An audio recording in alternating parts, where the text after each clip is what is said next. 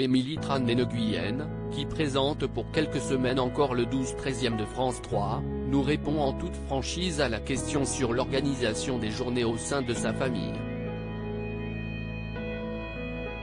La chroniqueuse de 7 à vous en a profité pour glisser quelques confidences sur son mari Maxime Darquier et ses enfants. Émilie Tran-Nguyen a noué un lien avec les téléspectateurs de France Télévisions grâce à 7 à vous sur France 5 et depuis 7 ans à la tête du 12-13e de France 3.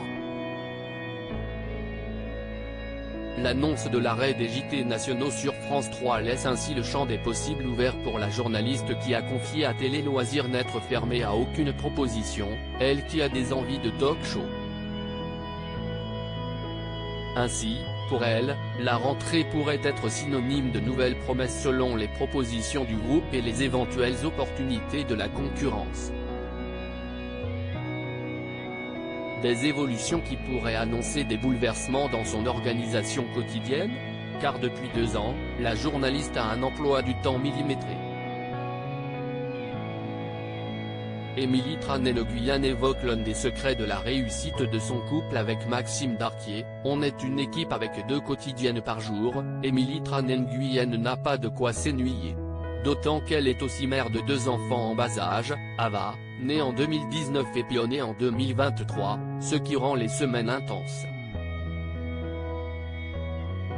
Interrogée par Télé Loisirs sur son rythme, la chroniqueuse de 7 à vous a répondu du tac au tac, « Je me demande toujours si on poserait cette question à mon mari ou à un homme très occupé.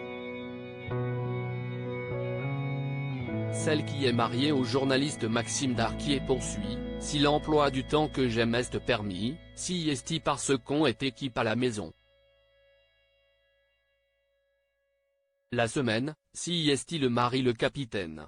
Il gère au quotidien, alors qu'il est rédacteur en chef de C'est ce soir et n'est pas dépourvu d'activité professionnelle. Mais nos week-ends sont sacralisés et je suis maman à 100%. Bientôt Joker d'Anne-Elisabeth Lemoine. Un premier essai concluant à la tête de 7 à vous pour Émilie Tran-Nguyen durant le Festival de Cannes. Émilie Tran-Nguyen a remplacé Anne-Elisabeth Lemoine lors de la première partie de 7 à vous. Un test qui a semble qu'il était concluant, j'ai adoré me glisser dans la peau de l'animatrice.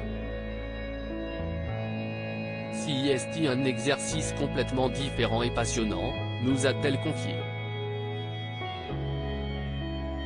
Mais au sein même de la maison France Télévisions, ce remplacement a été salué, je sais que j'ai fait mes preuves. Certains étaient convaincus par cette idée, d'autres moins et là, j'ai fait l'unanimité. Une opportunité qui pourrait donner des idées à la chaîne ou, du moins, la convaincre de ne pas laisser partir la jeune femme sur une chaîne concurrente.